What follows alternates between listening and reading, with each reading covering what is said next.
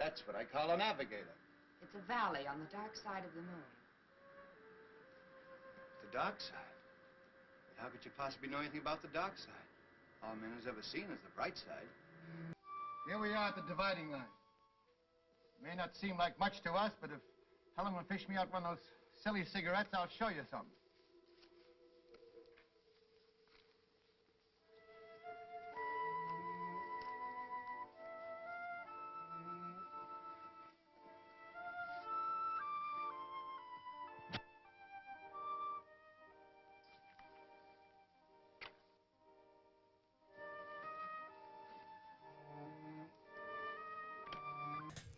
Hello and welcome to another Bad Movie Review. I would like to discuss with you today a movie I just watched. It was a fantastical space adventure. Of course, it's a rocket ship barreling through space. At 7 miles a second and more than a decade before Captain Kirk, we had Moon Rocket 4, the first rocket to the moon. Now our intrepid adventurers land on the dark side of the moon, where they venture into a cave only to find a secret civilization of catwomen. That's right, I'm talking about Catwomen of the Moon from 1953. Whopping 64 minutes of pure adrenaline rush. Alright, that's not exactly true. It's mostly just people in tights and giant fuzzy spiders. Giant fuzzy spiders were my favorite part. I just described pretty much the entire plot of this movie. The adventurers from Moon Rocket 4, I don't know what happened to the first three. They find the secret civilization of catwomen in a hidden valley deep in the bowels of the moon. And of course there's oxygen there for no scientific explanation. But all the science is a little vague. This movie stars Victor Jory. Some of you who are familiar with the Cliffhanger serials may recognize him from The Green Archer, and he played the Shadow in The Shadow serial. And he did more than 190 other acting roles, including a scene in Gone with the Wind. I believe he was one of the slave drivers. He's been in tons of stuff. Very famous, recognizable actor. Also Marie Windsor, who you may remember from Swamp Women, playing Alpha.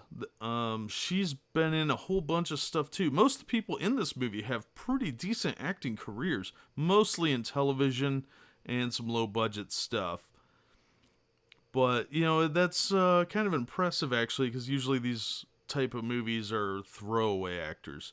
In this movie, wow. This is an instant classic of B-film cheese, filled with pseudoscience, logic leaps, and stereotypes. It's a classic. As far as the camera work goes, it was pretty solid. Nothing, you know, it's for the 1953. It wasn't too bad. I don't have any complaints about that. Some of the special effects were pretty low budget, even for 1953. The giant fuzzy spiders being a spectacular example. But I can't fault the technical aspect. They had to work with what they had. The acting, a little over the top, but some of the actors are TV actors, like I said, so can't really get too nitpicky. It's pretty bad, though. It's pretty over the top. Marie Windsor was clearly phoning it in. Victor Jory, his emotional range was about that of a cardboard cutout. And he's better than that. I've seen him in plenty of other things. A couple of notes worth mentioning. The first thing the female crewman does once they're in space from snapping through G-forces, I guess, is to fix her hair. So she gets out a little compact and does her hair while all the burly, manly men get up and start milling about doing their stuff. And it's about a half an hour, which is almost halfway through the movie, before we actually meet the Catwomen. So there's a lot of build-up without a whole lot of payoff.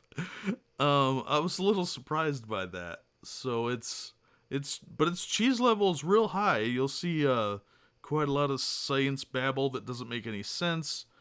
They test the oxygen level by lighting a match in the cave. So yeah, there must be breathable oxygen.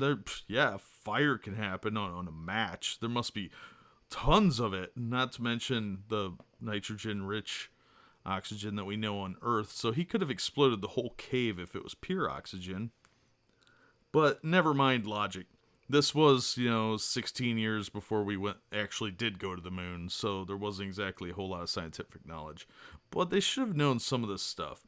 There is a hilarious scene, which if you're watching this on YouTube, you probably saw this, where they take a cigarette and put it in the bright side of the moon, and it combusts into flame. Well, that can't happen without an atmosphere, is my understanding of, 6th grade science. So, yeah, they were worried about combusting as soon as they walked out there, even though there's no atmosphere. But so the science is lacking fairly heavily. There's a lot of technical science problems with this one. But it's a hilarious movie. I recommend every B-movie collection have this one. It pops up a lot in collections of old movies with, like, the Wasp Woman and Giant Gila Monster. It's just such a hilarious cheese fest. It's not supposed to be, but it is. And the sets are okay, but they were really struggling to throw this thing together. And the fact that all the Catwomen look like they're wearing spandex beatnik outfits and their plot is basically just world domination is a little ludicrous. And you only ever see, I think, 4 or 5 Catwomen.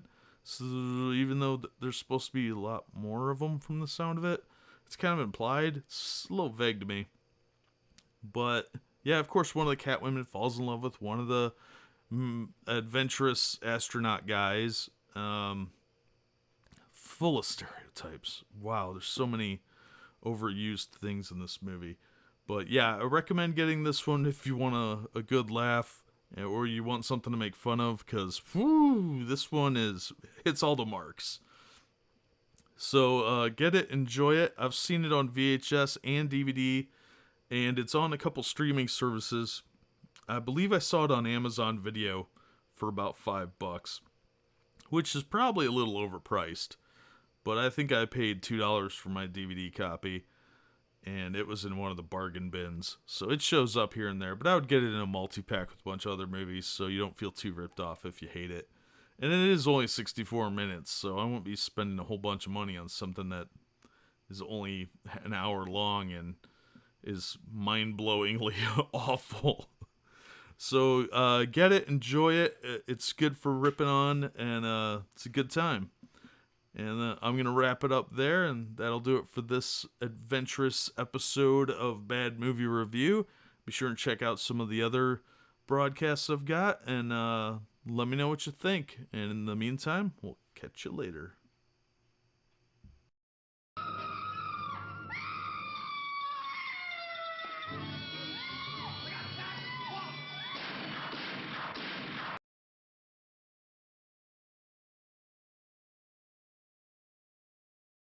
We have no use for men.